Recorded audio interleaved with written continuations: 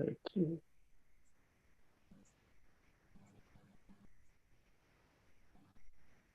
So welcome all. This is our weekly interfaith prayer and discussion. This is week number 138. And the purpose of this interfaith meeting is to foster the devotional character of our society and to bring understanding among different religions, the common foundation of all religions, and remove the prejudices, especially the religious prejudice. That is one of the major obstacles for world peace. And we have an accomplished and competent speaker today, Dr. Edwin Joseph, but I will introduce him later on.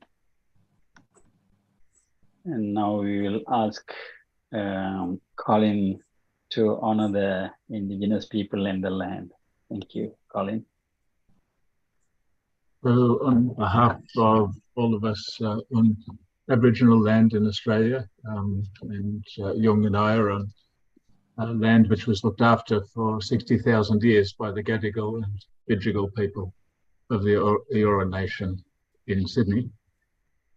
And we acknowledge that the reason we acknowledge the connection with the land is because not only that there was a colonial injustice, and we thought of people as savages because of they just lived in a state of nature, but now we're realizing that living in harmony with nature is a matter of survival, and perhaps that spiritual aspect of their civilization. Their spiritual civilization is something we're going to need in the future. So, thank you very much. Thank you.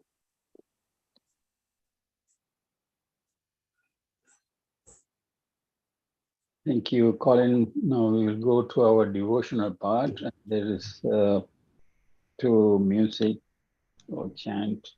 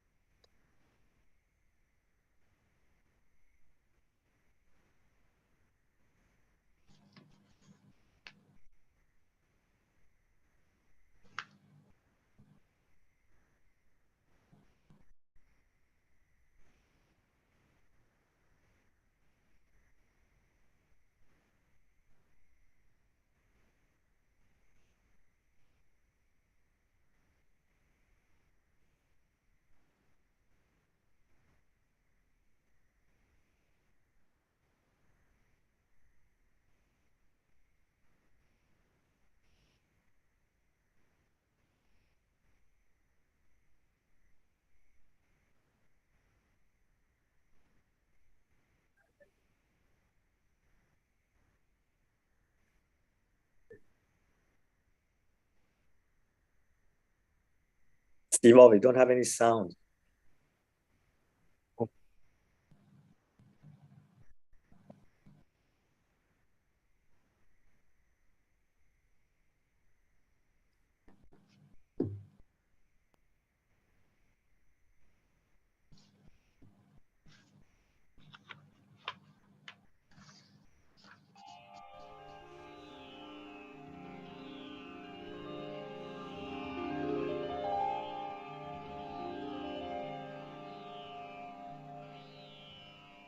अथ षोडशोऽध्यायः श्रीभगवानुवाच अभयं सत्त्वसंशुद्धिः ज्ञानयोगव्यवस्थितिः दानं दमश्च यज्ञश्च स्वाध्यायस्तप आर्जवम् अहिंसा सत्यमक्रोधः त्यागः शान्तिरपैशुनम् दयाभूतेष्वलोलुप्त्वम् मार्दवम् ह्रीरचापलम् तेजक्षमा धृतिः शौचम् अद्रोहो नातिमानिता भवन्ति सम्पदम् दैवीम् अभिजातस्य Bharat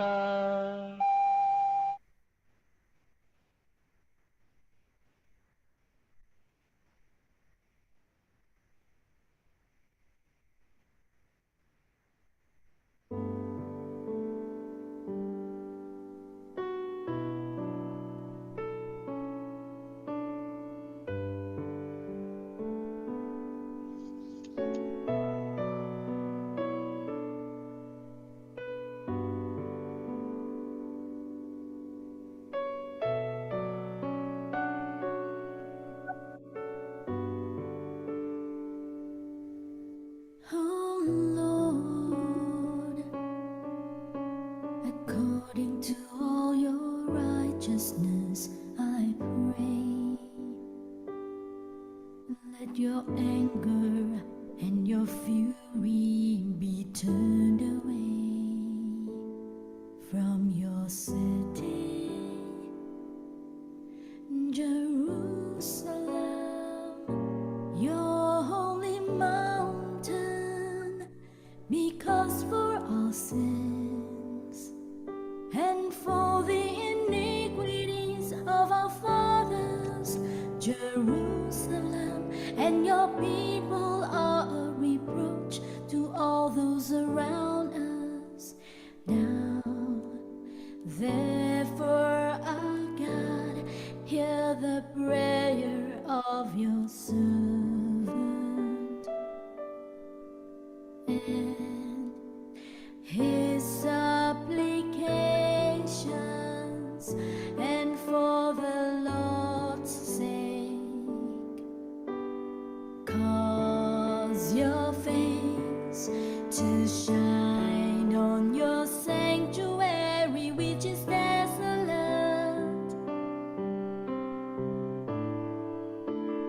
Oh my God, incline your ear and hear. Open your eyes and see our desolations, and the city which is called by your name, and the city which is called by your name. For we do not present our supplications before you because of our righteous deeds, but because of your great mercies. Oh Lord, hear. Oh Lord, forgive. Oh Lord, listen and act. Do not delay, for your own sake, my God, for your city and your people are called by your name. Oh Lord, hear. Oh Lord, forgive. Oh Lord, listen and act. Oh Lord, hear. Oh Lord, forgive.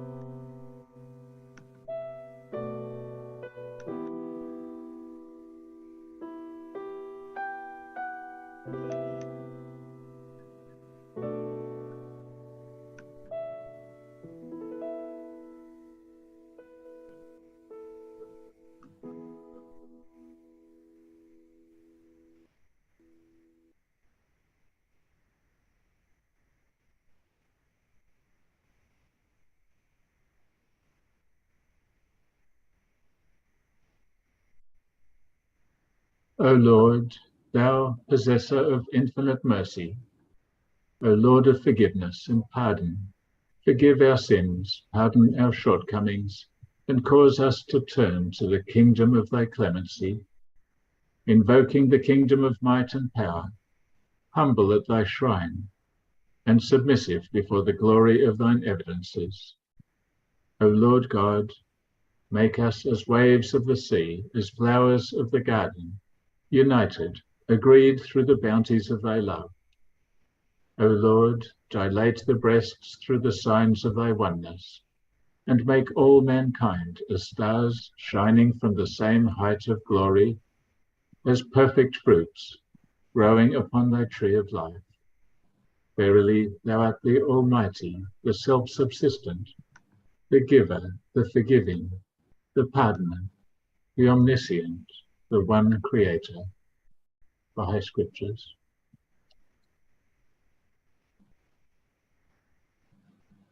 Of the sin against God, thou art atonement.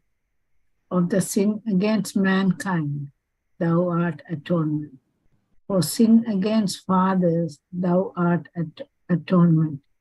Of the sin against oneself, thou art atonement. Of every sort of sin, thou art atonement. The sin that I have knowingly committed, and that unawareness I have committed, of all that wickedness, thou art atonement. O endowed transcendent one, I myself and others request that you cleanse wrongs and hindrance from all sentient beings, and purify every weakened and broken sacred world of honor. Hinduism.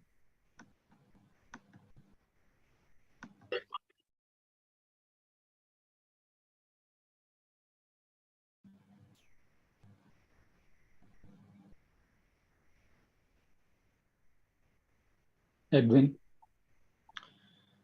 O Son of Man, the true lover yearneth for tribulation, even as doth the rebel for forgiveness and the sinful for mercy. O Son of Man, breathe not the sins of others, so long as thou art thyself a sinner. Shouldst thou transgress this command, accursed wouldst thou be, and to this I bear witness. O oppressors on earth, withdraw your hands from tyranny, for I have pledged myself not to forgive any man's injustice. This is my covenant, which I have irrevocably decreed in the preserved tablet and sealed with my seal.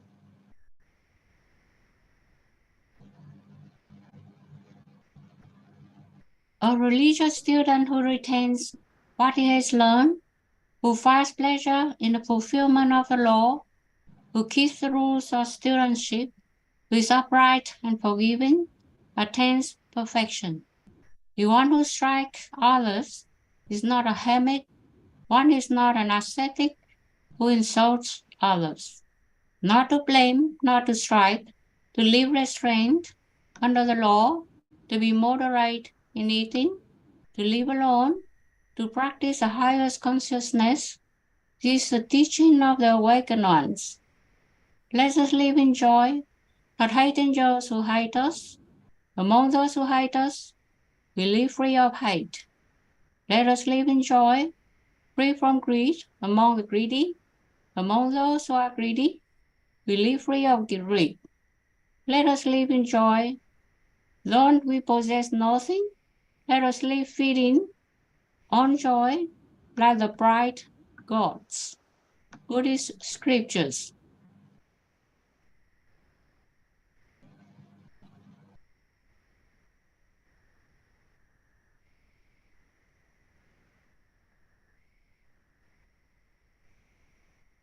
Shiva.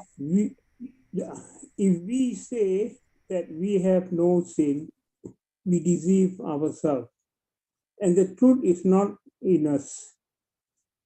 If we confess our sin, He is faithful and just to forgive us our sin and to cleanse from all unrighteousness, Christianity.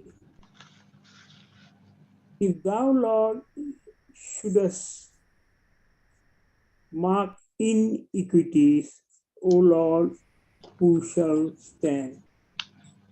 But there is forgiveness with thee, that thou mayest be feared.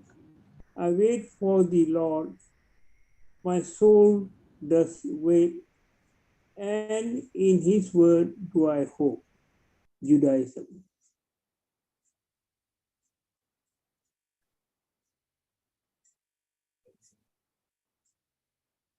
Allah beckons by His grace to the garden of bliss and forgiveness, and makes His signs clear to mankind, that they may celebrate His praise. The believers are nothing else than brothers. So make reconciliation between your brothers and fear Allah, that you may receive mercy. O mankind, we created you from male and female and made you into nations and tribes, that ye may know each other, not that ye may despise each other. Verily, the most honored of you in the sight of Allah, he who is the most righteous of you, and Allah has full knowledge and is fully informed. Quran Surah 49, Islamic scripture.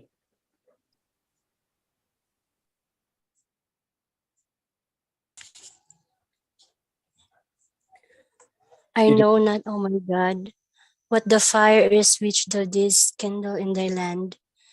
Earth can never cloud in splendor, nor water quench its flame. All the peoples of the world are powerless to resist its force. Great is the blessedness of him that had drawn nigh unto it, and hear its roaring. Some, O my God, thou didst through thy strengthening grace enable to approach it, while others thou didst keep back by reason of what their hands have wrought in thy days. Whoso hath hasted towards it and attained unto it, hath in his eagerness to gaze of thy beauty, yielded his life in thy path, and ascended unto thee wholly, detached from aught else except thyself. I beseech thee, O my Lord, by this fire which blazeth in the radiant in the world of creation, to rend asunder the veils that have hindered from me appearing before the throne of thy majesty, and from standing at the door of thy gate. Do thou ordain for me, O my Lord, every good thing that thou didst send down in thy book, and suffer me not to be far removed from the shelter of thy mercy. Powerful art thou to do what pleases thee. Thou art verily the all-powerful, the most generous. Baha'u'llah.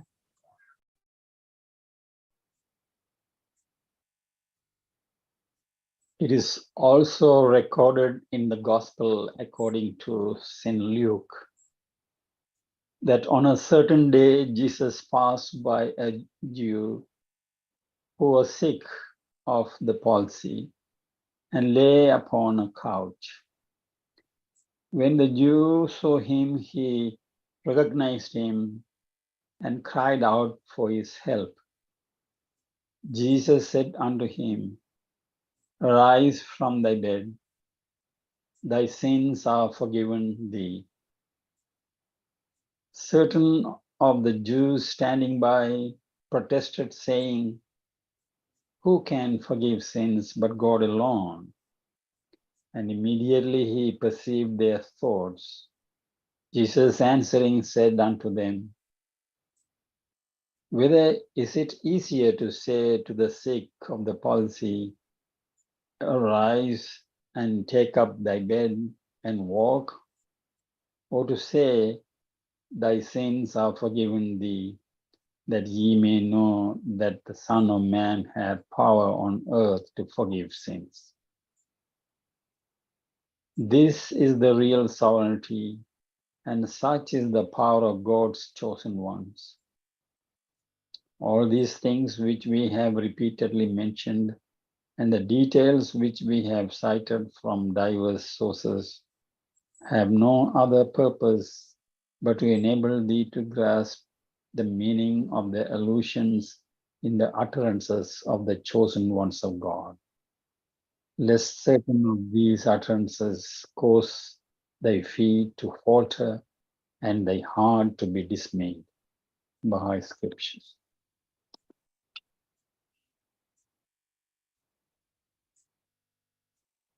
Children of men, if you believe in O the one children of men, if ye believe in the one true God, follow me, this most great remembrance of God, sent forth by your Lord, that he may graciously forgive you your sins.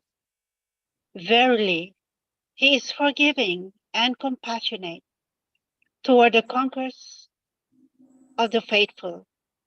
We of a truth choose the messengers through the potency of our word, and we exalt their offspring, some over others, through the great remembrance of God as decreed in the book and concealed therein. Baha'i Scriptures.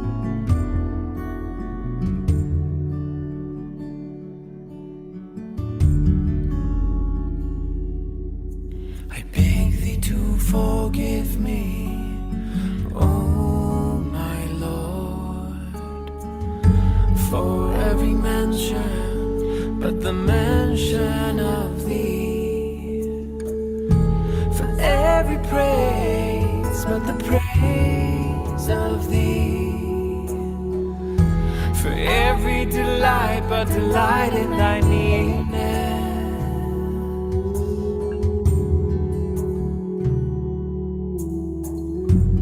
Every pleasure but the pleasure of communion with thee,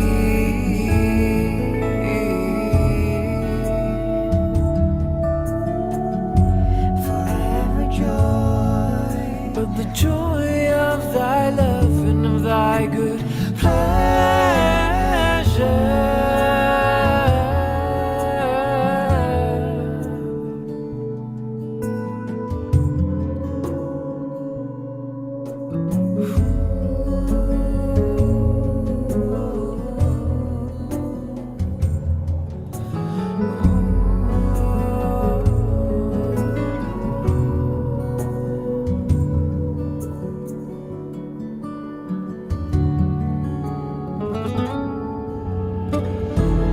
For all things pertaining unto me, which bear no relationship unto thee, oh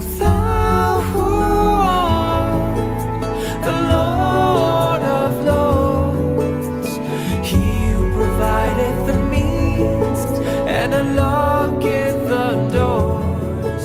O thou who art the Lord of Lords, he who provideth the means and unlocketh the doors. O thou who art the Lord of Lords, he who provideth the means and unlocketh the doors.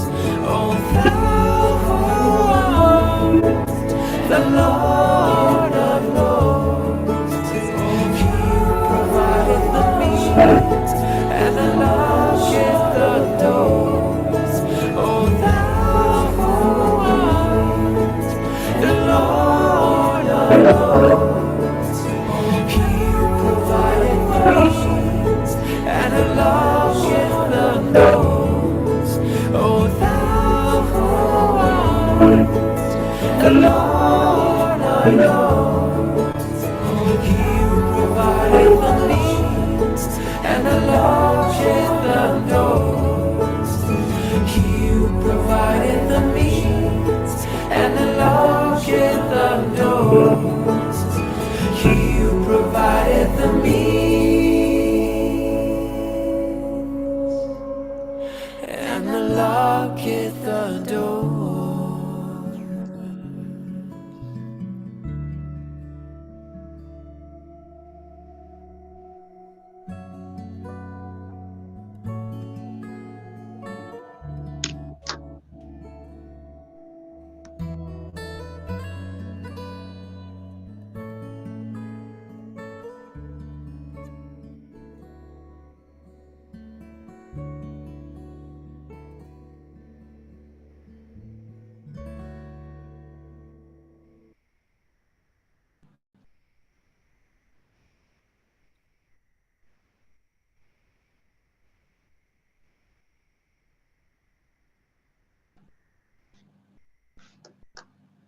Thank you. Thank you, all the readers. And thank you, Sheila Jane from Philippines, for reading a prayer. And my apologies to Tracy and Fina, because I asked one after the other to read, and they're reading number 8. And Tracy started reading and Fina completed it. And we are now going into the next part. Is a presentation by Dr. Edwin Joseph, and he is going to talk on the topic of diversity is an opportunity. There's a brief introduction about him. You all may have read it, but for those who have not, I will read what he gave us. Dr. Edwin Joseph is passionate about serving the community and making it better by working for the disadvantaged. His experience is multifaceted, working for private and public sectors, including roles in education, HR, project management, community engagement, research, policy, consultancy, etc. It's a very wide range of expertise. Having migrated to Australia as an adult, Edwin understands the problems faced by culturally,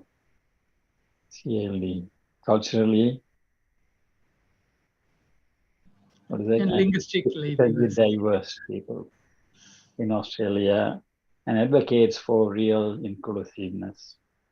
Throughout his life, Edwin has been volunteering for community groups, not-for-profit organizations, and professional associations, often with leadership positions. He currently serves as the president of Multicultural Council of Northern Territory, secretary of the Federation of Ethnic Communities Councils of Australia, board member of Australia Day Council Northern Territory, and board member of National Ethnic Disability Alliance, and treasurer of Darwin Asylum Seeker and Advocacy Network. and the Northern Territory convener of Religions for Peace Australia. And that is what made me to find him. And multicultural ambassador for Mental Health Foundation of Australia, ambassador of Saffron Day for organ donation, committee member of Institution of Public Administration Australian for Northern Territory, and Northern Territory branch executive member of Australian Computer Society. So he's well accomplished, though he is much, much younger than most of us here. So we like to hear from Dr. Edwin Joseph. The floor is yours. Thank you, Siva. Yeah, okay, sorry. Yes, I'll stop sharing. You can share whenever you want to. Yes. Go ahead. Thank you, Siva, and everyone else in this group for organizing this event and also giving me an opportunity to share some of my thoughts with you. And I would also like to appreciate all your volunteer effort for doing this every week, which is really, really hard. Yeah, and I appreciate all your effort for the community. I begin by acknowledging Larrakia people, the traditional landowners of the land on which I am placed at now in Darwin. And I also would like to acknowledge all traditional owners of the lands where you are located in several parts of Australia. And there might be people overseas as well, a couple of people, and I acknowledge whoever is the elders there. I have chosen the topic, diversity is an opportunity, and it is not going to be everything closely related to exactly to the topic, but I am relating it to the culture and the wealth, peace, and other things. So because there is a time for discussion, I will share some of my thoughts. I will share some of the statistics, and when it is come for discussion, we can discuss. And I'm happy if your protocol permits, if you want to stop me anywhere, and if you want to ask further questions, even during the presentation, I'm happy to answer. This is such a small crowd, so it can be like a discussion. And sometimes I go very fast. I'm happy to be stopped and be asked to slow down. Okay. So are you able to see the screen, PowerPoint screen? Not yet. Okay. Share screen again. Oh, okay. It was there. Window. For some reason, what is happening? Okay, I will close the screen and open it again.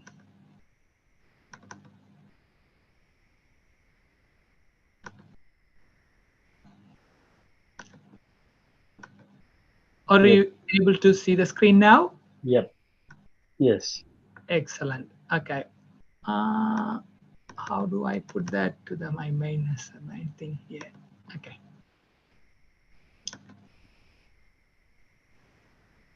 So today's contents would be like diversity in Australia with some statistics. And I'm going to talk about how diversity is distinguished from inclusion. And the third part is the most important part, where I shed my thoughts on about the conflicts and to know your views, whether these conflicts are caused by diversity or some of the other reasons which are hidden.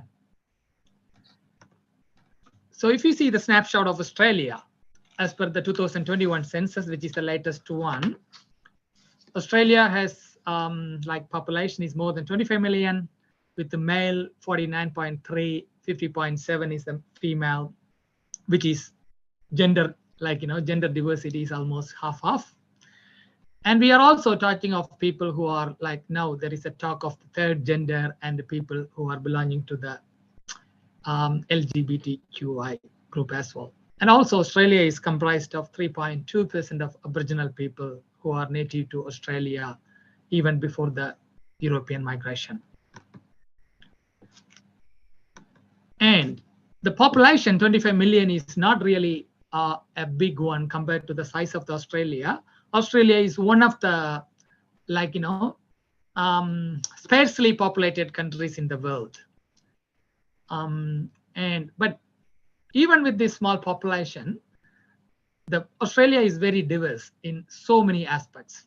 See the religion, the top 20 religions of Australia, and the country of birth. There are people in Australia who are born in more than 115 countries. It is just 115 is only when the number is big, Australian Bureau of Statistics take them into account. If the number is like, for example, if 8 people from a country are in Australia, they are not going to include that in the statistics and the report. And primary language everyone knows it is English, and these are the languages they are spoken in Australia. And these are not just the languages, like, they are only these are the top 20 languages, but more than 80-90 languages are spoken in Australia.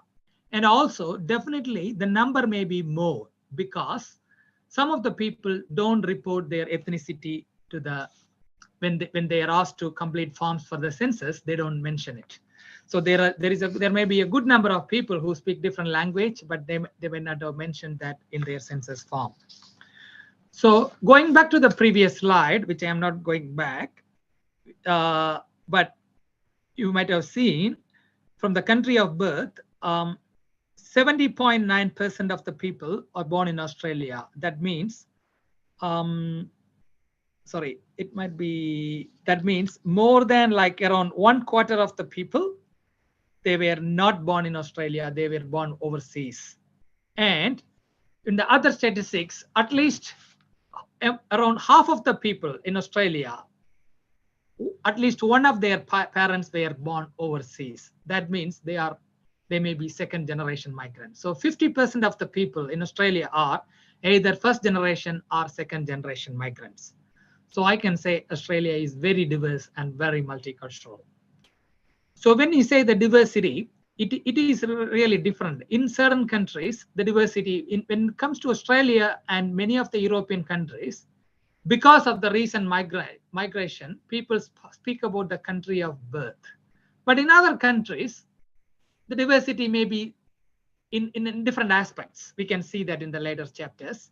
But every country is diverse in some way.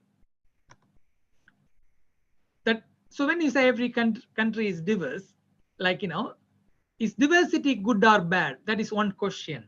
And another question is, what is the difference between diversity and inclusions? Many people put diversity, they actually misunderstand diversity as for inclusion. Both the aspects are very different. Diversity is simply people are different in certain aspects, but inclusion is different. Inclusion means the people who are minority, they are included. They are given equal opportunity to like others. That is what inclusion is. When I say minority, that even doesn't cover the actual meaning, because in South Africa, there is a minority of Caucasian background people were ruling majority of the blacks for so many years. So it is always not minority, it is always not majority. Sometimes even majority are disadvantaged. They are suppressed by other people. Inclusion is something, is valuing the diversity and including everyone. So I can share one of my examples in one of the boards, which I don't want to tell. So I was a part of that board, and every year they rotate the vice chair position. So actually they were trying to, there was another person who was willing to be the vice chair. The board is, I would say I was the only person of color during that time. Now it's different. And I was very quiet in that board. I was new, it was less than 2 years in that board. And people were actually suggesting me to be the vice chair. And I was really moved. I was overwhelmed, and I accepted the position, and they were friendly. It took almost some 6 or 7 months for me to realize they wanted diversity, and they were not really, it was not a part of inclusion, because at one point of time they wanted to include me, but they actually failed to value my skills in certain things, which I don't want to tell. because they are all very friends now. Now they value my skills like anything. So initially, I would say they were there for diversity, not for inclusion. They wanted me for their color. But when certain opportunity came, they didn't want to discriminate me, but they thought I can't do that job, which I felt very much insulting. But anyhow, I was able to change that over a period of time, and all good now. Why I wanted to say is, when people choose you for something, it may be just diversity, it may not be for inclusion. I don't know whether you had that experience in your life. Because until the early 20th century, or in the mid 20th century, people were thinking culture means, it was, even now to some extent, some of the dominant cultures are given importance. People who deviate from that culture, they were just considered for diversity and number. They were not really respected. So to some extent, there is a uniformity is required. But on the other hand, we also need to respect diverse people from different backgrounds. So in the mid 20th century, anthropologists rejected the idea that culture was unique to Western society. Until that time, with the modern education, they were thinking that culture is something the Western people say. But that was rejected by people, including the Western anthropologists. They rejected the idea that culture was unique to Western society and adopted a new definition of culture that applied to all societies, whether they are literate or non-literate, settled or even nomadic. So nomadic also has a culture, and that needs to be, if you include that, that is what called inclusion is. So UNESCO, according to a definition of UNESCO, cultural diversity is as necessary for humankind as biodiversity is for nature. So we think of snakes bite people, crocodiles in Northern Territory, they kill people. It doesn't mean that we need to we need to annihilate all crocodiles or snakes, because they are really required for our biodiversity. Like that, cultural diversity is necessary for humankind.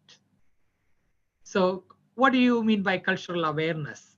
Cultural awareness is sensitivities to the similarities and differences between different culture, and the use of this sensitivity in effective communication with the members of another cultural group. That's cultural awareness. Cultural intelligence is something above this.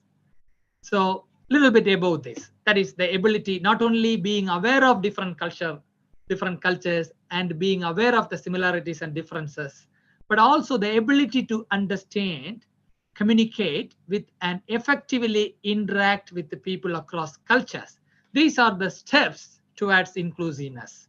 And it also includes challenging your own behaviors, beliefs, actions as the norm.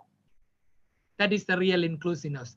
Sometimes it may be difficult for us to accept certain things because we were used to certain things. So actual cultural intelligence is challenging your own behavior if it doesn't support cultural cohesion. And when we talk of multiculturalism, when I tell all these things, it is more deeper understanding is required in this regard. Multiculturalism, it doesn't mean that it is a mixture of several cultures. People think we need to know each and every culture, which is not really possible. But what is multiculturalism is, or cultural cohesion, or unity in diversity, whatever we say. It is a strategy for the compatibility of people from several unique cultures coming together with real inclusiveness. It doesn't mean that we need to know every culture, but we need to find a way to include people of other cultures. It is not just mere diversity. And when we do this, we need to be always aware of this multiculturalism as well. So microculturalism. Microculturalism is lesser recognized culture. They are less observed and a smaller culture. But we need to understand there are people from those groups as well. So knowing few cultures sometimes might think us that we know a lot of things, and we will be very we may not be sensitive to microcultures. So there is people say half knowledge is dangerous. This is one of the things that actually disregard microcultures. So it happens with the religious things as well. So I'm not sure maybe whether I can discuss it now, but I will be very grateful if you discuss that during our discussion sessions, because it's very related to religions and the conflicts in the world as well. Like, when microcultures, people know a few things, but there are some small religions which are suppressed by the majority. I will leave acculturation at the moment. Acculturation is something, adapting a new culture, which is really required to some extent. But if you expect the degree of acculturation very much to the extent of posing difficulty to a person of minority culture, that is really not real inclusiveness. So when you say diversity, what are the benefits of diversity? I emphasized more on culture and the country and migration and other things because we are in Australia. But as I said initially, culture means diversity is it consists of so many things. It is not just race or ethnicity. It may be gender, it may be age, it may be sexual orientation, religious belief, physical abilities, and even more than. And these are the more social diversities. But when you say diversity, diversities are in different forms, like, our communication style, career path, educational background, geographic location, all these things, some way or other way, it might at some point of time may be related to our social diversity as well. So, diversity in all fields of life. And diversity is always, there is a benefit because it makes individual unique. So we can't categorize someone as just this nation because he has got so many other things. He may be similar to other person, a doctor in Australia may have something common with a doctor in Canada or even in Africa. Which he may not have as something common with fellow Australian or even with his own wife or husband. So our personality is meant by so many diverse things, not just a single thing. The problem happens when we try to classify us into, categorize us into a single group and maintain that as a humanity. So embracing diversity means acknowledging and valuing these differences as strength. Diversity can be a challenge, but we shouldn't see it as a problem. It is an opportunity and a strength. Embracing diversity leads to a broader range of perspectives and approaches, fostering innovation and creativity. So recognizing, respecting, and valuing diversity is essential for creating an inclusive and equitable environment. And when it comes to workplace, it is more commercial. Even the workplaces have realized the benefits of that. A diverse workforce or community fosters an environment where multiple viewpoints intersect, leading to more creative problem solving and better decision-making process. When you are socially, when you see diverse people, when you are able to mingle with them in the work, you will be able to also able to accept multiple viewpoints from your colleagues because you learn some skills from your life. So embracing diversity enriches our workplaces and communities and paves the way for a brighter and more harmonious future for all. Diversity is indeed an opportunity for inclusion, not a problem. And 2022 Mapping Social Cohesion report done by Scanlon Foundation. It is long, I'm not going to deep, but I just want to summarize. They say the people, most of the Australian people wanted social cohesion. They wanted embrace diversity, but because they wanted to support social cohesion and support the multiculturalism by embracing different religions and different cultures. But on the other hand, there is also, they report a growing sense of social and economic inequality, as well as declining sense of national pride. So this is what I want to say about inequality. Now it may be indigenous people who may be disadvantaged.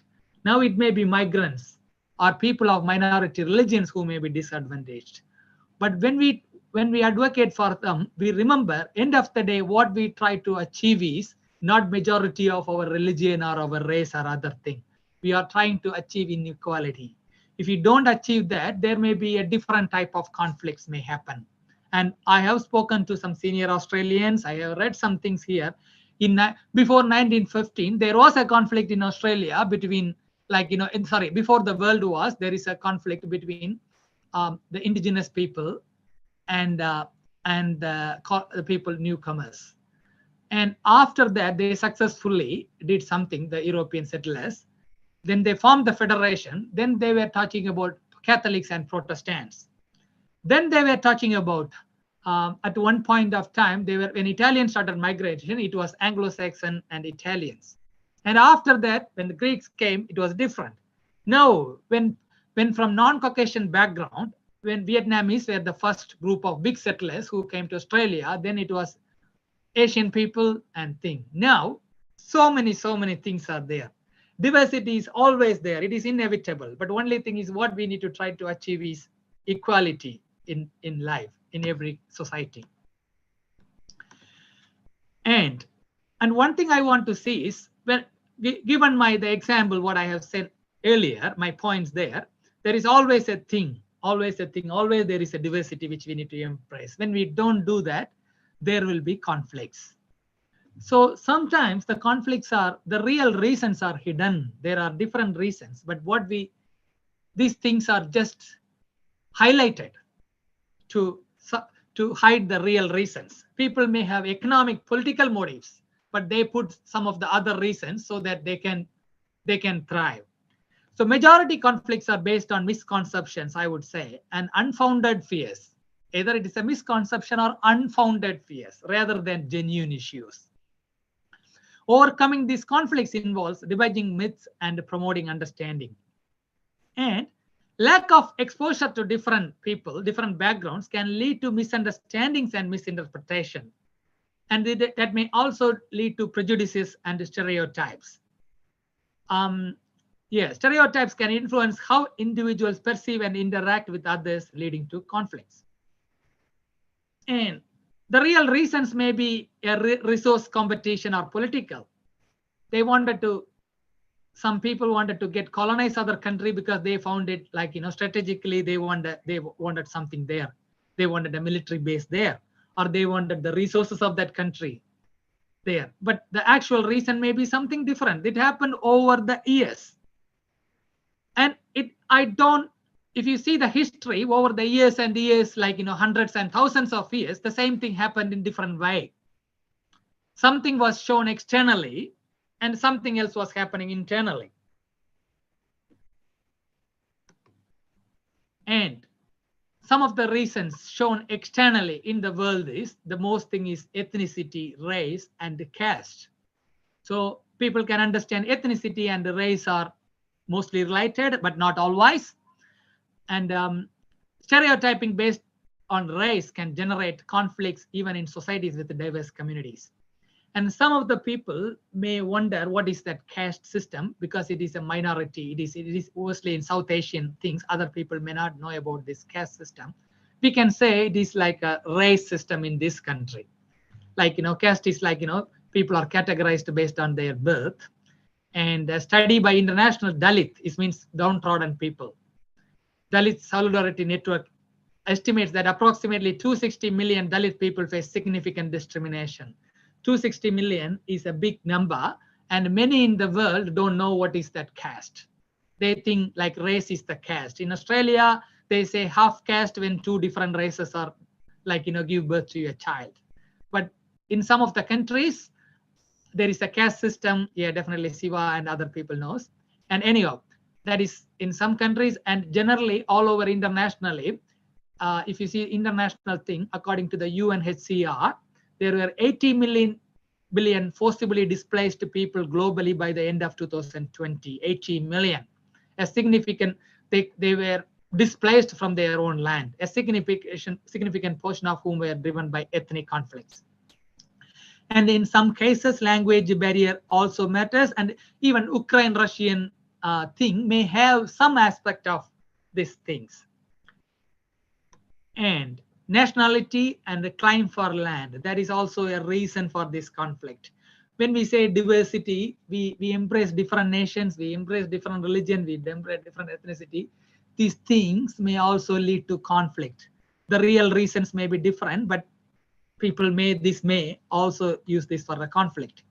So the ongoing conflict between India and Pakistan over the region of Kashmir has resulted in numerous armed confrontation and tensions between the two nations forever. But I would say the real reason may be the politics.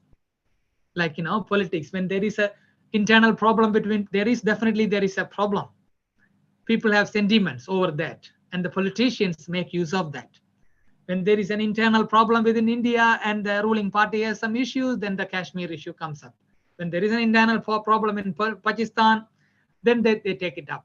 Sri Lanka had a long time civil war, and people have voted in some president as because he was very strict in ethnic cleansing of one minority group, which is termed as a terrorist group. And what happened after this? After 30 years civil war came to an end, and after that he was ousted because he was involved in corruption. So for a while, because of that civil war, he started he started winning election. He started earning money for his family. After some certain period of time, people realized that he is doing that. So what I say is this nationality, claim for land, all those things, many of those things may have some internal things. And the religion is the biggest reason for conflict in the world. And the religious tensions have often led to violent incidents such as communal clashes and terrorist attacks between religious groups, even internationally. And the majority of the conflicts are based on religion. And we can have a case study. And I would say these things are really conflicting, overlapping many of these things. Nationality, religion, they are all, in many cases, they are mixed language. Language and everything are mixed. Two or more than one aspect is mixed. More than one aspect is mixed, then it takes a different turn as well. So we will learn about these things maybe when we do a case study with a little bit of case study. Means this is just, I am going to tell one point so that opens up discussion, because I have been asked to complete within 20 and 30 minutes. I think it is almost going to the end of 30 minutes. Before the moderator stops me, I will stop and I will open up the floor for questions and a discussion. Thank you. Thank you, Edwin, Joseph. Was it too fast or too much? Or well, you have done quite a bit of research, and of course you are involved with these kinds of work and field. So you have multi-faceted views of these issues. So certainly you have enlightened me on some of those things. I can now call, shall I stop the share screen?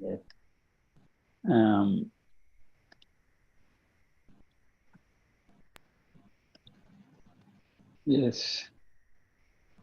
So there's, I will ask friends who wants to comment or ask questions, please use the reaction button to raise your hand, and also to limit your comments to be brief. And also, as we always ask, not to conflict. So we are trying to understand each other's point of view and to come to some sort of common understanding rather than establishing who is right and who is wrong.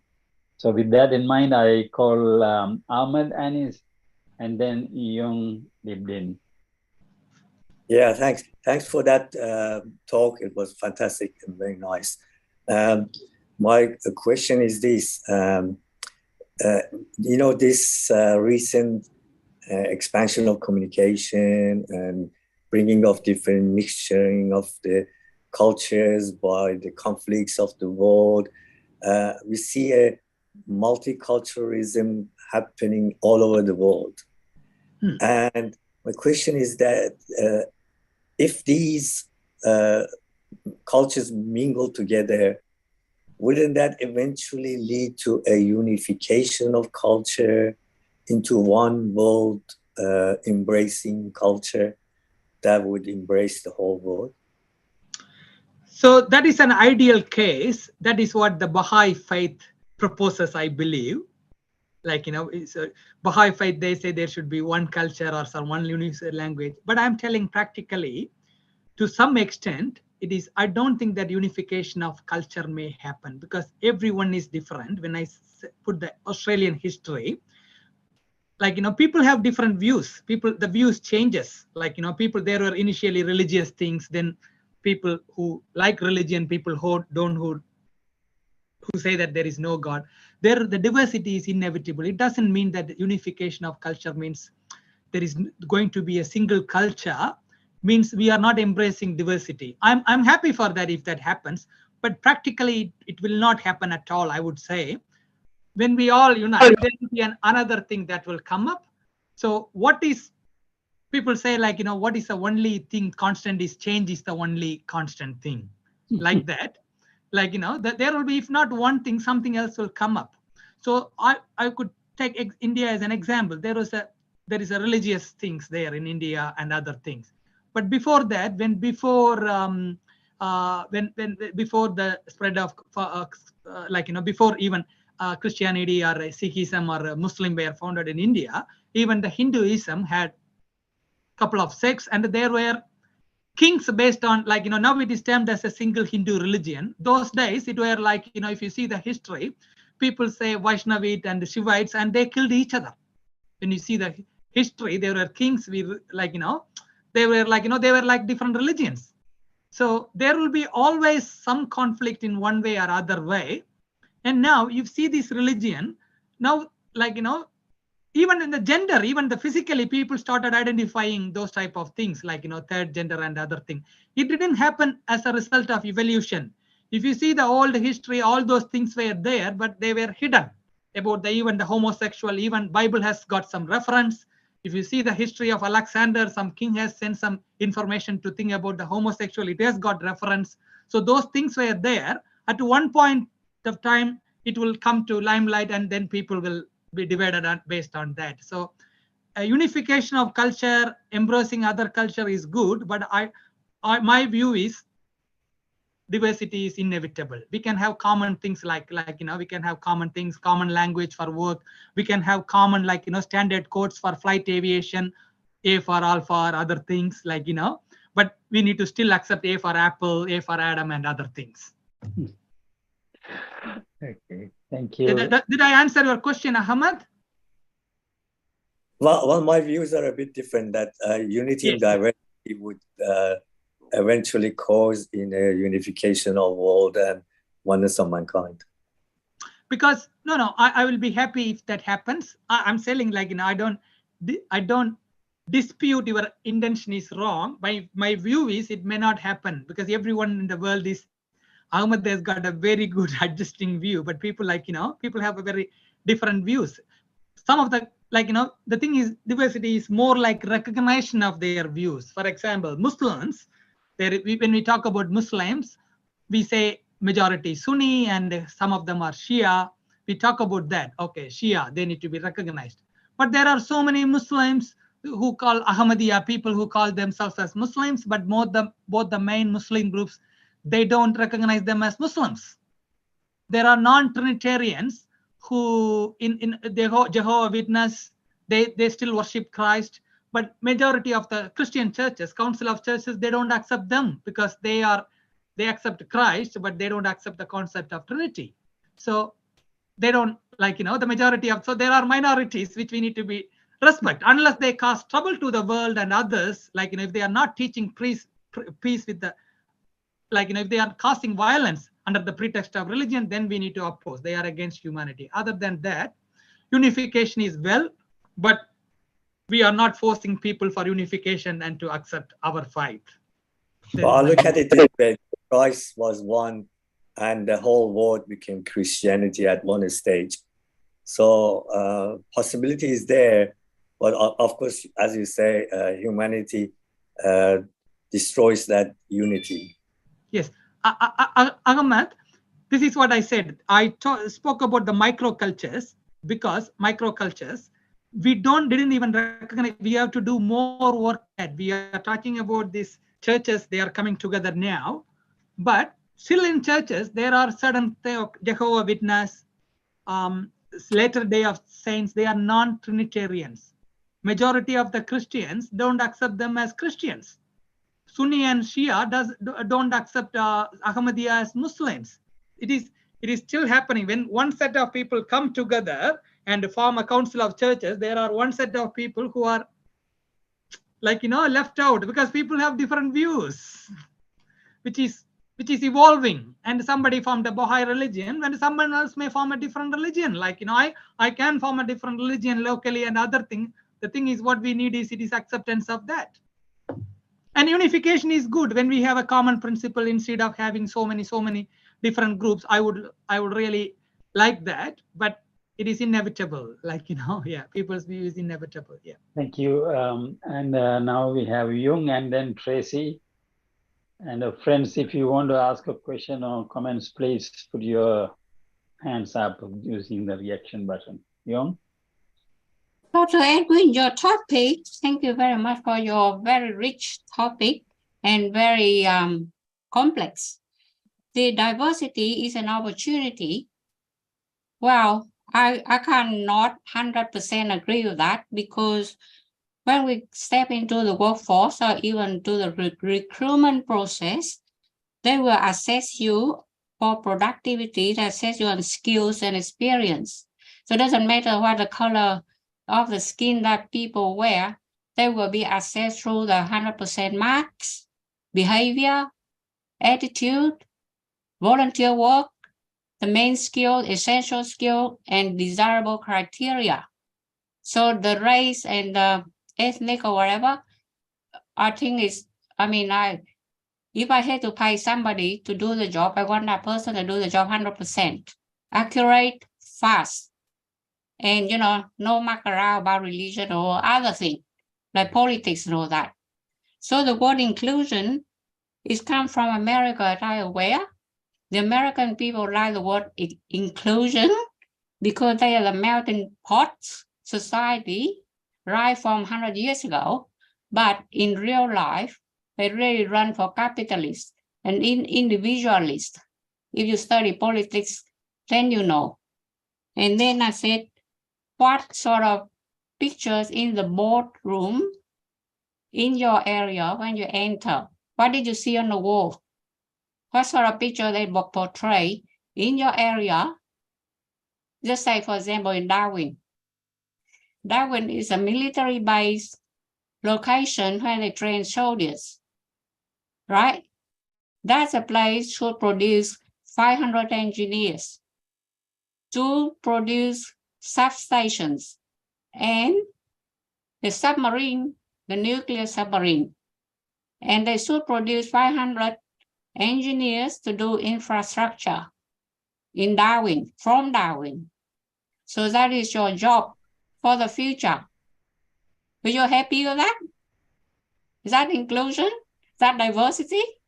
Okay. You bring all the people with computer skills and analyst skill and everything. I will answer. I will rephrase your thing a little bit. I will clarify my things. I totally agree with your point. So when you recruit someone, you recruit them if they are fit for the job.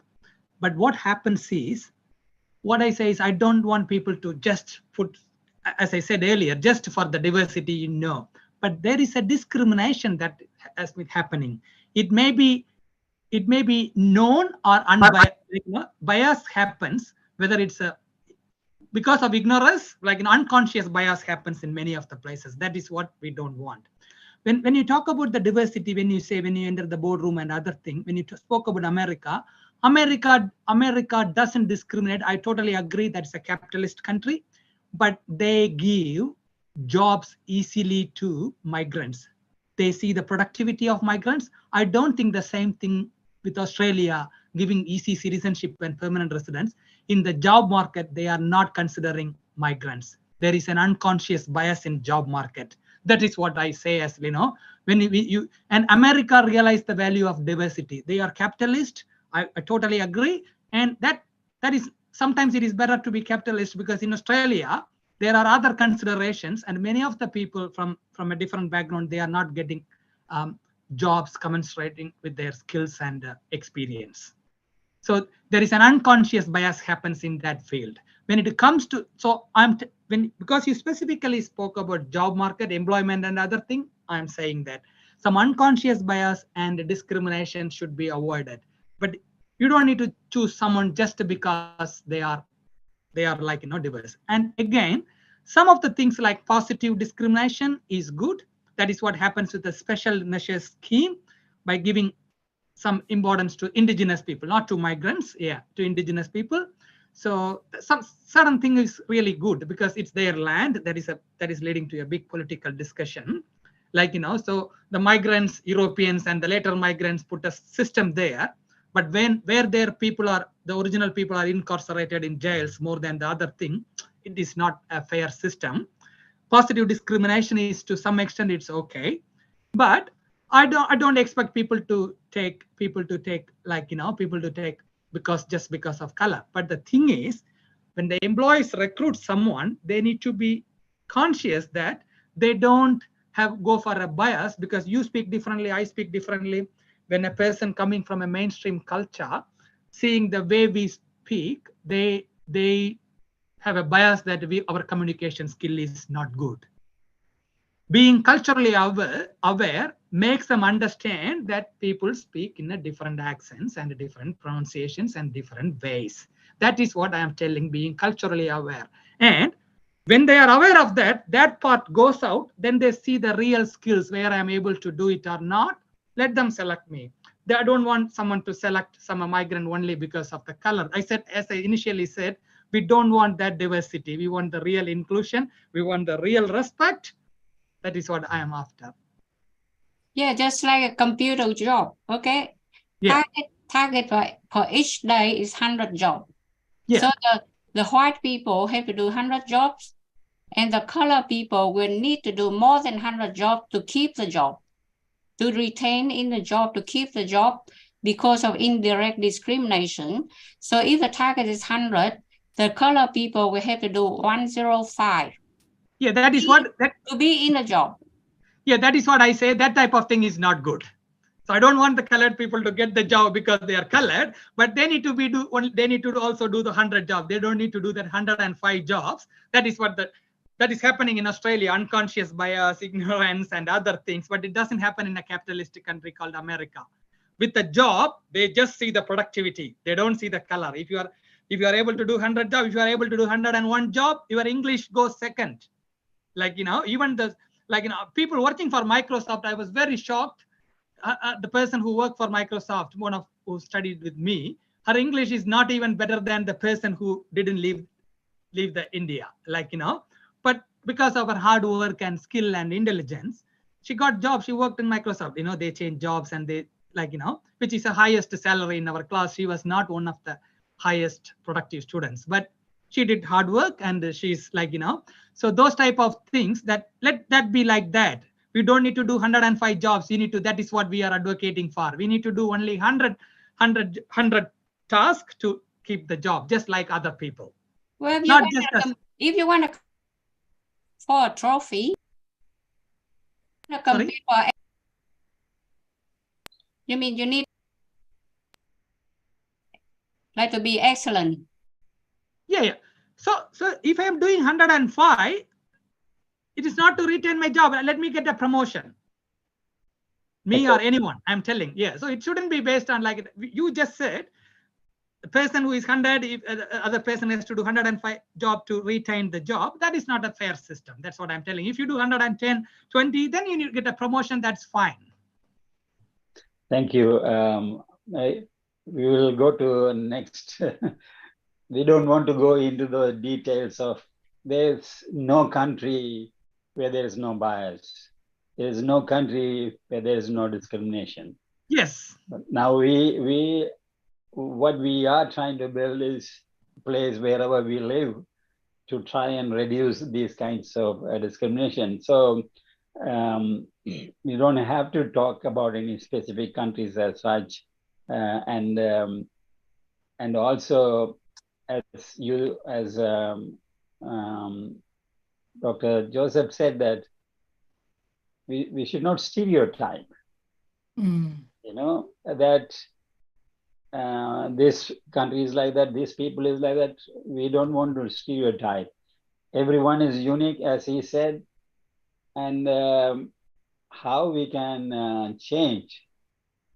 Because the concept that he wanted to introduce, diversity and inclusiveness, is that is just for the sake of diversity, we may do certain things, but real inclusiveness is not there. That's probably what he wanted to highlight by choosing this topic and talking about it. So let's focus on what the main thrust of his talk and discuss about it. Tracy, and is there anyone else? Otherwise, I will have a question. Tracy. Okay. Anyway, thank you, Edwin. It was a very good talk.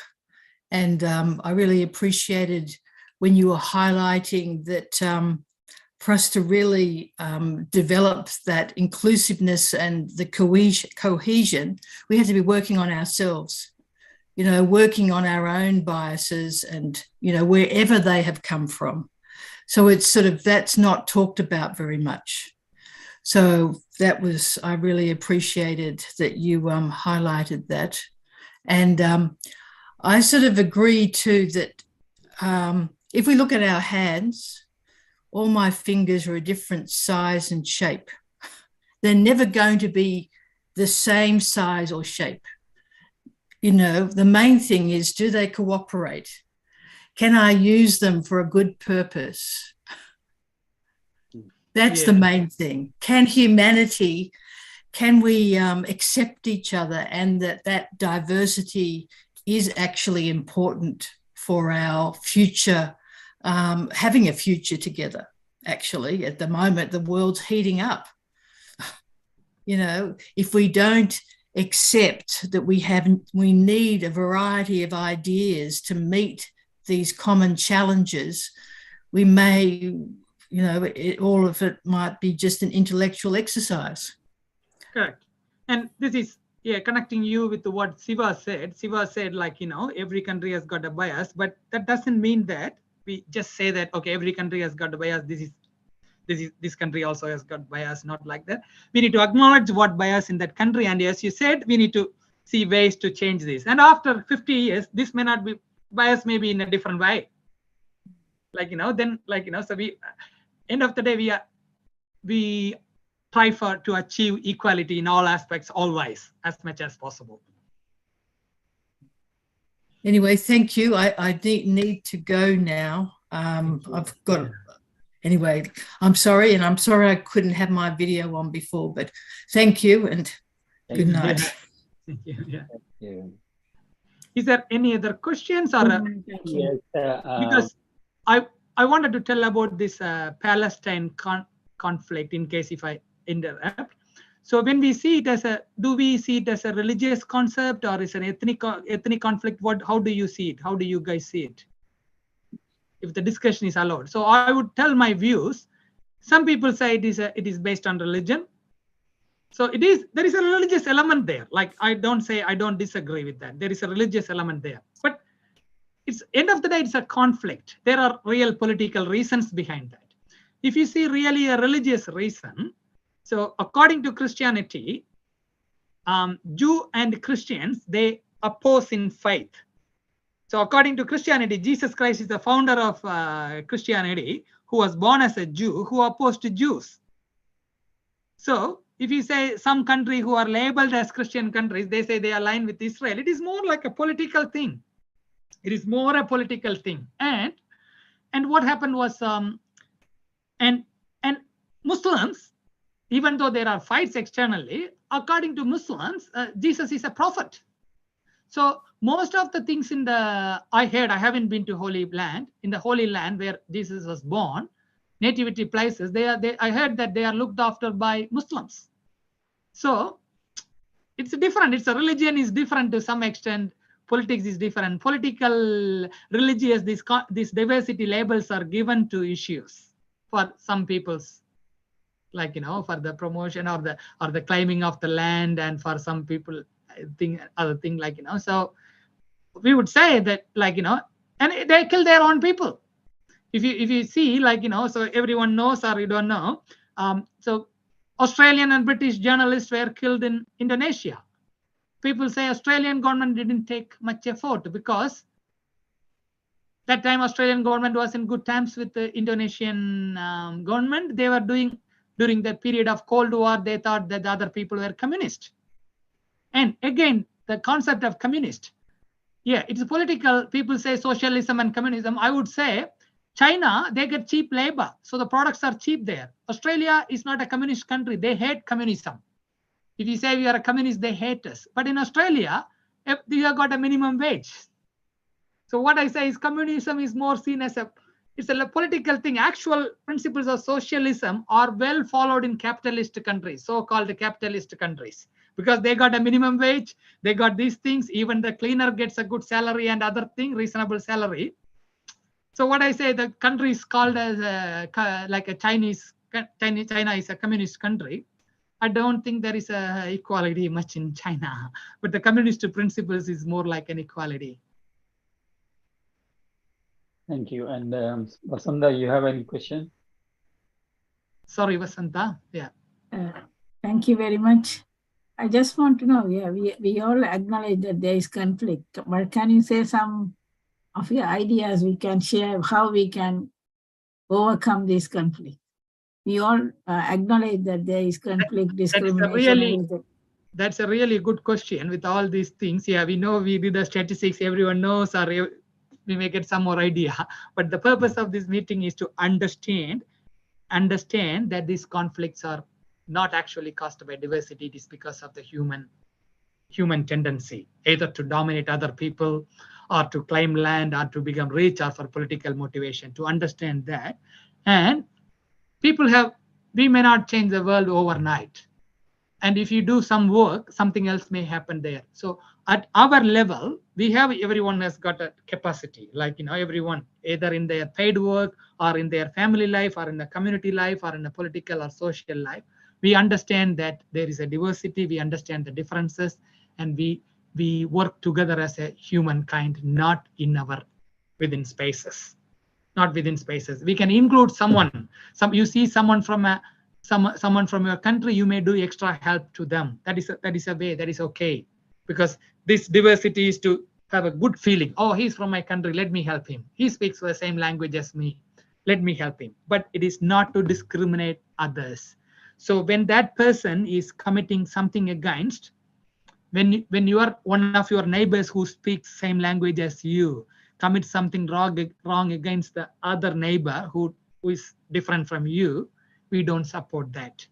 So this is at the local level. And at a higher level, whatever level you are in, you try your work to educate people on these things. And in your family and in your society, you be an example, be a role model, preach that, and for the community, you do whatever you can. And when I say level, if you are a prime minister, you can do really more things. When we common people like us, we can do at our level. So when majority of the people have a good opinion, I wouldn't say that everyone is going to be having the good, like a ideal thing that everyone becomes good and unification happens. It may not happen, but we try to put as much as possible. Thank you. The more we achieve, the better it is for the humanity. Yes. Thank you. I wanted to ask you mentioned about microculturalism and Acuculturist, is it? Yeah, microculturalism is a concept, but there are microcultures everywhere. Yeah, microculture means people who are less recognized, less observed, and we view them as one person, and because the majority dominates that, like, you know. So someone saw me there when I first moved to Australia, even person of my culture. So microculture is, the thing is, so when I say the term, sometimes you may ask a definition now, but when I tell, you can definitely say you might have seen hundreds of examples like that in your life. Because as you said, I'm younger to many of you, you might have definitely have more life experience. But don't think I'm too young. What age do you reckon I am? 60. 49. Huh? 49. Oh, I'm younger. Okay, I'm younger. Okay, that's okay. Yeah, not definitely I'm younger than you. But some people really say that I'm in 30s and other thing. Oh my God. Okay, I'm not, like, you know, I'm not that young. Okay, and the thing is, microculture means just like I said, like, you know, someone saw me and said, oh, okay, you are from that country, so then you can speak a fellow Indian, or you can speak Hindi. I said I can't speak Hindi well. Oh, Hindi, even people from Pakistan speak little Hindi because Urdu is similar to Hindi. Even people in Nepali is similar to Hindi. I said, I can't speak. I can speak Tamil, I can speak Malayalam, I can speak two language very well, and I can know the connect very well. Like, you know, I'm culturally rich. I can, like, with the two equally, I can mingle with both the things. You don't say that, you know, there is a language. So they when they come to India, they say it is like that. Like, you know, so they fail to recognize the microcultures there.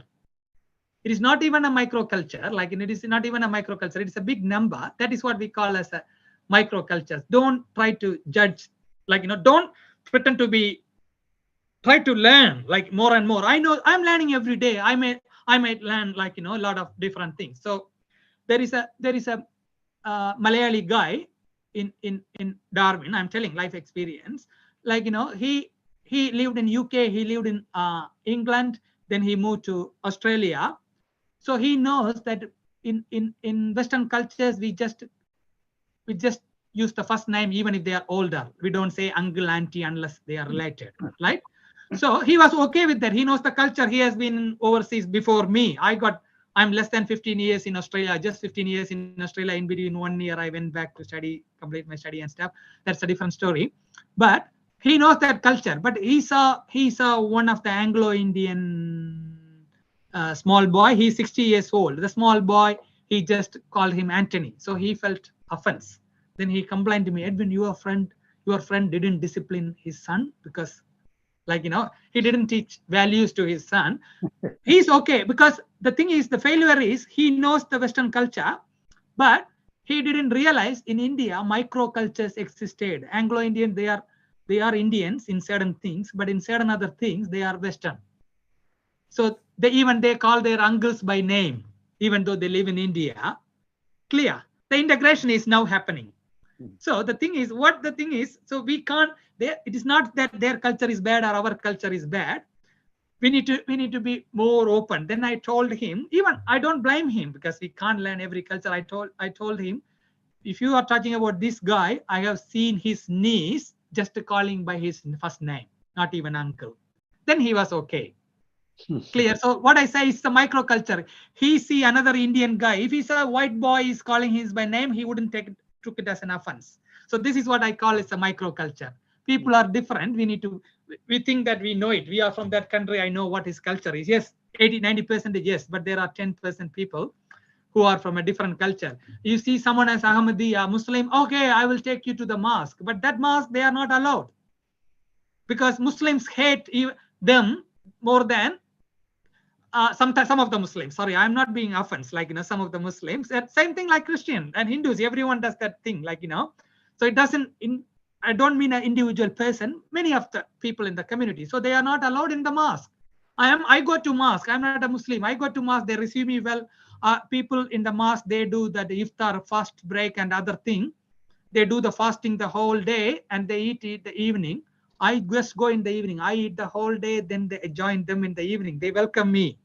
They give me food. But I have seen Ahmadiyya people not going there, like, you know. Yeah, so This is like, there are microcultures. When we go and ask, when we know this thing, we come to know. I just put this an example. I'm not targeting anyone. This is the best example. Like, even the Christian I told example as well. Yeah. And discrimination happened in one of the Hindu temples. This is Hindus. Some of the Hindu temples, like, they don't Hindu temples, in the big temples, not the small temples, big temples, they have got a special venues where only believers are allowed, only Hindus are allowed. And there are places sometimes they discriminate even with the caste. Now it is not there. So apart from point, only the Hindus are allowed. So they saw one person, Indonesian person, they actually bashed them because they thought Indonesian, Chinese, these people, they didn't think that there are people in Bali who are Hindus with more devotion than them. They didn't realize that. Some of the people in India, they just bashed her, then they realized, like, that people intervened and realized the person was a Hindu from Bali. I was not a Hindu. If I entered in the temple, they wouldn't have suspected me. Yeah. Because, like, Indian, like, same thing. This is someone from a different thing, like, doesn't look like an Indian, Sri Lankan or Singapurian or other thing. Like, so it's like a different race. They are not Hindus. Like, they are dressed in a different way, and she just try to enter our temple, disrespecting us, like, So this is what I'm telling. Like, they are not open. They are not open to ask questions and other things. Yes. Yes. So these are microcultures. So microcultures. Bali culture was a microculture. Like, Bali Hindu is a microculture. Thank you. Ahmed, you want to ask? Yeah. I just want to bring a metaphor. At the moment, obviously, it's clear to everyone that the world is in conflict. There is religious conflict, there is racial conflict, and all that. But Abdul Baha, the grandson of Baha'u'llah, has used the metaphor that I'd like to bring it here. And he says that you have to look at the humanity in a form of a human being. A human being goes through different stage of life: childhood, adulthood, and then older age. And usually at the adolescence, there's a lot of conflict going on. And he says that you should look at the life of humanity in that form, and you see that, yes, we have conflicts today. We have religious conflicts, racial conflicts and all that. And that's the stage of humanity in adolescence. And there will be a time where maturity of humanity would come in, and then these things will be they will diminish and stop. So I'm just wondering that whether this coming of cultures coming together is the critical mass that would cause that maturity. I'm just wondering what's your views on that. So my view is, I would say, if I don't say, you are a Baha'i, right? I guess. Sure. Yeah. So initially with your name, I thought maybe you were a Muslim, and I told, but when your point was more like Baha'i, when he said that, I said you might be a Baha'i. I would say, so this is, if you don't mistake me, it is more like your Baha'is teaching. I don't dispute that is wrong. That is correct. Maybe there is one way of, I'm not very expert in philosophy or other things. It may be true. It is, but it is one religion. It is not 100% evident that it is 100% true. No, I just wanted to know. This is a concept of a learned. I just wanted to know. My view is. No, my view is, yeah, maturity. Yes, it is true. It may be true. I'm in a learning phase from Baha'i faith as well. Yeah, it may be true. I don't dispute, but in a general view, in a layman's view, or in a community view, and the thing from my other experience, so everyone will miss few points. Even the religious leaders will miss few points, right? So everyone has got a different duty, right? Everyone has got a different duty, but the maturity may not be there in the whole world. There are different things in the world, like, things. I don't say there are conflicts in the world. It has been in the world for so many years, but the conflicts are not same. Different types of conflicts were all around the world. Like, the nature and aspects and things change, but there are always conflicts in the world. The maturity, I would say, it is more like, as Buddha said, you need to attain nirvana. I think, I don't know very well, but it is like a nirvana in Buddhism. In Baha'i, you are talking about that maturity and other thing. If that happens, it's good. But it doesn't happen. Even I may not even achieve that level. Like, I'm a speaker today. I'm seeing these things. I definitely know. I'm sure that I'm telling some facts, and it has got some. I have got some points as well. But to reach that level, that is like a preaching. That's like a religion. It doesn't mean that people will reach that level. People, like, not everyone is expected to reach that. Did Baha'i say? I'm just asking. I don't know. Did Baha'i say that everyone will definitely reach that level? He might have said, if you reach that level, then the world will be full of peace. But unfortunately, did he say that everyone will definitely reach that level? Well, the thing is that it's a critical mass. When you have a critical mass, things would change. Like smoking. 50 years ago, Australian society was completely smokers. 70-80% of people would smoke. But now, smoking is kind of something that people would avoid. Yeah. Okay. So it's the need for critical mass that is for me is that maturity. When that critical mass happens, the maturity occurs. So I'm just wondering whether would you believe that, or do you conceive that maturity can happen in humanity's life? Okay. I really have no view, but I agree with the mass psychology, like, critical mass thing. I generally, that has impact. And when other person who is young, when young asks the question, that is what maybe I didn't articulate well. This we do as a part, as much as better we do at our level. So if many people do that, the critical mass effect may happen, and it may work out. But the smoking is a different thing, because smoking earlier, when people smoke, because even the doctors came and told smoking is not injurious to health, because smoking is like, it's not like eating some of the food poison. It doesn't show immediate effect. So people have to do longitudinal research over the years to find this nicotine clot and other thing. Even now, cancer, people are not 100% telling that definitely smoking leads to cancer, because they are seeing with the probability and other thing. But smoking, to some extent, scientifically, when they realize that smoking causes cancer and other things, people change. It is not just because of the mass psychology. Mass psychology is there. People initially, even doctors told, they tested someone who smoked one day, next day the person is healthy. But smoking is not like drinking. It doesn't give immediate effect. It gives long time fixed effect, means a chronic effect. So that is, I totally agree, because they changed. It is because some of the scientific truths, they were revealed. Okay, but the other concept is different. Yeah, psychology, I didn't know that Baha'i told that, but my personally, as Edwin, I accepted that when we change the critical mass is there, definitely that will influence other people. But I'm telling, still, when certain things happen with the religious conflict, I'm telling, religious conflict happened over the years. Now it is actually, like, in one angle, I can say it is reducing to some extent. But only thing is, still the conflict is big because of the inventions, scientific inventions. Earlier, because a single bomb can destroy things. Earlier, they have to fight with the sword and the spear and other things, So things are changing. Even in the world, like we see people, the religious feeling is coming down. Is that not right? But that's why I said now it is more like a political. Earlier, people actually did fight for religion. Now it's more like a political thing. So yeah, those critical mass, the effects are there. I would agree. I would agree.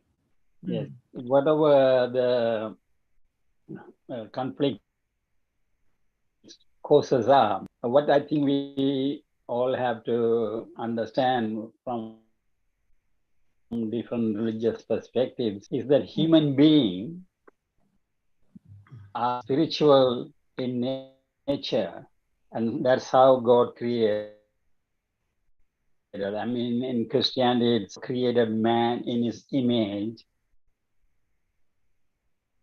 It does not mean the soul or whatever the spirit that is within us are the reflection of God. What it means is that potentially we all have all the goodies. At the same time, in this earthly life, we also have other qualities, anger, greed, and all sort of things, which combined with the free will that God has given to each one of us, we choose to exercise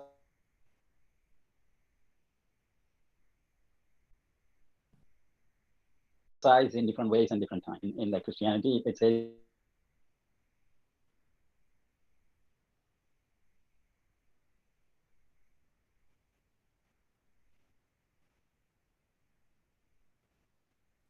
I think we're losing Siva's internet.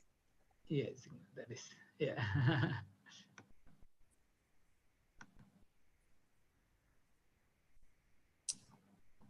Colin, maybe you could supervise.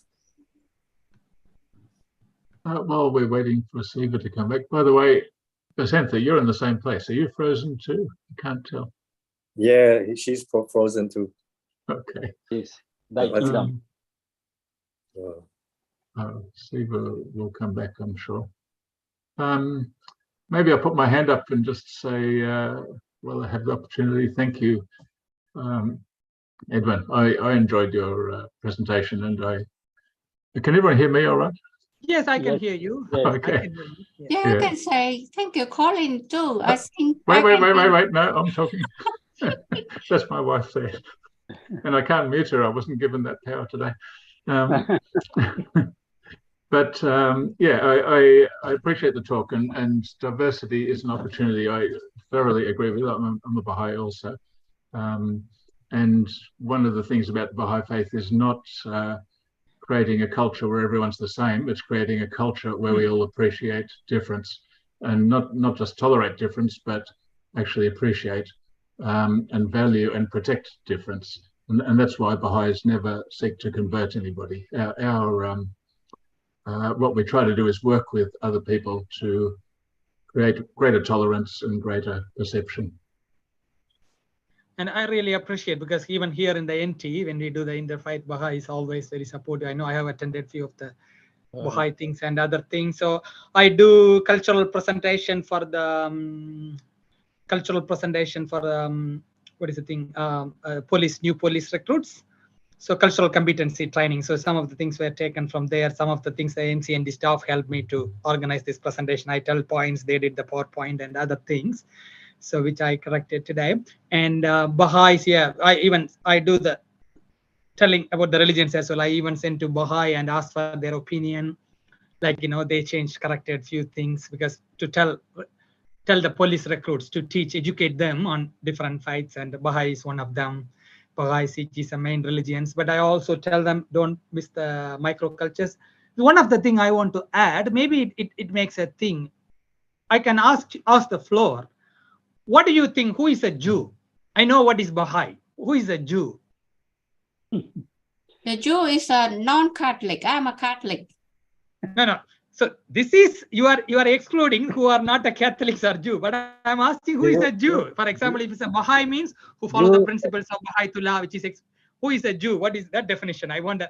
You can't say that I'm Baha'i. I'm a Catholic. I'm not a Baha'i. Jew, not like that. Jew is a follower of Moses. Judaism, yes, follower of Judaism. So when you say Jew, there are so many. So especially with the Jew, that is what I give an example. When we say, if you see a religious aspect of that, we can say that the Jews are. But many of the Jews, like halal for Muslims are pretty strict. But Jews, they got kosher diet, like halal. They have a similar thing. They can't. I think in some way it is stricter than Muslims. Even for the shellfish, they shouldn't eat. Shellfish, whether it's halal, they shouldn't eat, but Muslims can eat all fish, like, without anything. Okay. But many of them don't follow that, but still they identify ethnically as Jew. They are ethnically as Jew. They don't follow Judaism. They don't listen to the preachings of rabbi, but they do the ceremony. That's all. So that is why it says some of the identity, we need to respect everything. When we try to be, this is the religion. And with my experience, I tell you, I asked something about the Judaism. I contacted people one of the community in Darwin. They connected me someone from a national figure, and he replied with certain views, whom I don't know. This Darwin people said, no, we don't accept that view. He says these are the Jews, but we don't say these are the Jews. I don't even know the person. These people connected me. They have a respect for him as a head or other thing. So when you say, like, the people have religion, we can't have a view. Baha'i, they got a very good idea. Like, I don't know much preachings, but these all things, what they told, what I heard earlier, these are all very good. Like, they are altruistic views. They are really, like, and say, like, they wanted to have a community, not just for religion and other thing, but it may be an ideal case. I don't say when you achieve, I'm not going to be saying that I'm failed. If you achieve that, I will say I'm happy when I lose, because this is what I want to do, and that thing happen as well. Yeah. How Baha'u'llah explains the different religions. Actually, he says the faith of God is only one. They are like different chapters of one book.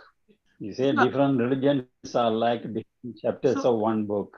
And what he says is that the essential differences in religions are, can you hear me? Yeah, I can, definitely, yes. Yes, what he says is that every teaching from every religion has two types of teaching, spiritual teachings and social teaching. The spiritual teachings are the same in all the religion. That is, you don't tell lies, you help others, there is a creator, we have a soul, that soul never dies. All these kinds of spiritual teachings, they do not contradict with any religion. The social teaching is how we live our life, how to have a government, how to punish a crime, how to pray, how to fast. So in that aspect, there are differences. That is because humanity is evolving, and some of those practical social teaching has to change. This is where the differences come. Now, if we understand these differences and why these differences are, we will not dwell on the social aspect of it. We will not dwell on why someone has to yellow or someone has to do a ash here, or someone not to eat cow or not to eat pork or whatever it is. That is not the important part of this religion. So now the oneness of humanity is the main teachings of Baha'u'llah, which is also embedded in all the religion, but they are not fully understood. They are misunderstood sometimes. So we had to transcend the differences. We had to harmonize the different perspectives. This is what we are asked to do. So rather than looking at the periphery and looking at the differences, let us look at the commonalities within ourselves and the religions and the cultures and take the good and work together as one. That's what Baha'i faith. And I would say that is what Baha'u'llah tried to do, that finding the similarities. But I would like to add a point there. When you say we need to also be considerate of religions, they are not monotheistic. So some people, there are religions, they are not every religion is monotheistic. They say there are different many gods. Like, so that's why, like, when you try to attain a result, it cannot be done. Like, we need to learn more and more. People have other things to do in their social life and in their career life and other things. Not everybody. We spend some time to discuss this. There are people who are not much interested in this. Yes. We are seeing how we can educate them in 2 minutes. When we say even they don't have time to even do this, like, so they are not ready to dedicate their time. So in a simple thing, that is what I am telling. Like, monotheistic religions, it may not apply to them. And I also considerate of people who say there is no God. It is like, there are people who say like, there is no God, atheist. Yes. So everyone is there. So that's a when we diverse. go with a single preaching, so we need to try to find as much as possible similarity and just work with that, like, work with that to some extent. We can't really a single religion when you say, when you say like, but movements like Baha'i are really good because they are pushing for some unity. Again, if you can't push that, like, they are not telling specifically this religion or Muslim, but still I would say no religion covers everything. So there is a difference between science and faith. So still these things are based on faith. Science is easily proven. Like, science is easily, this temperature when it becomes hot and this thing, like, some of the things are half proven and other thing. But when it comes to religion and philosophy, there is also an element called faith. So only thing we can do is we can try to convert people, we can try to tell people, we can educate them. We can't say this is the right thing. Like, yes. Unless Okay, I think we have come to 9 o'clock here in Sydney. Thank you. If did I offend anyone? Anyone has the criticism for me? I don't. I said, No, I found it like. Can I please let you know my last statement? I can be referee for Ahmad and Edwin and Colin in a sentence like this. The diversity work to complement unity and vice versa. Unity and diversity, they work like a bird with two wings. You can't fly with one wings. It depends on the context, unless a broken wing is different. But the society, religious, anything, we run it by unity and diversity. And if you want to train people, you have to budget how many $1 billion you prepare to put in. If you put in diversity, how many billions? 1 billion. In unity, you probably have to put in $3 billion. So it's harder to achieve. It's harder. I wish I am very articulate like Young, like, Yes. She summarized everything very poetic and other thing. I think I have been talking long, but I did exactly the same point. Yeah, unity and diversity are two wings. Yeah. Yeah, but then you work as a treasurer and you do the budgets just like me. I'm doing budgeting. I hope you will become the world treasurer, one day. Budgeting for the Olympic Games. Thank you. Thank you, everyone. Thank you. God bless you Thank all. you, Edwin. Thank you once again, Dr. Edwin, for your. Thank you. Thank you. I would say someone asked me some questions in a private chat, so probably I wouldn't tell the name, and I tried to reply to them, and they are not there. Like now, when at the end I try to reply. So if anyone want to contact me, I will just put in the chat window to everyone my number, and So if I can share, you can do that. One of them asked a question, but nothing related with the presentation. They asked something else. Then I put message, connect me with this number. I saw it very late and said after this meeting, and I think she has already left before, and I sent it in. Okay, please share the number if there is any question. You have a WhatsApp forum, Edwin, so we can put it there. Oh yeah. What is that WhatsApp forum doing? Siva. Is it a national? Siva. Okay, I can talk to him later. I don't want to hold you up today after 9 o'clock. Thank you. Siva has a WhatsApp forum. Okay. Thank you. Everyone. Okay. Thank you. Bye. Bye. Bye. Okay.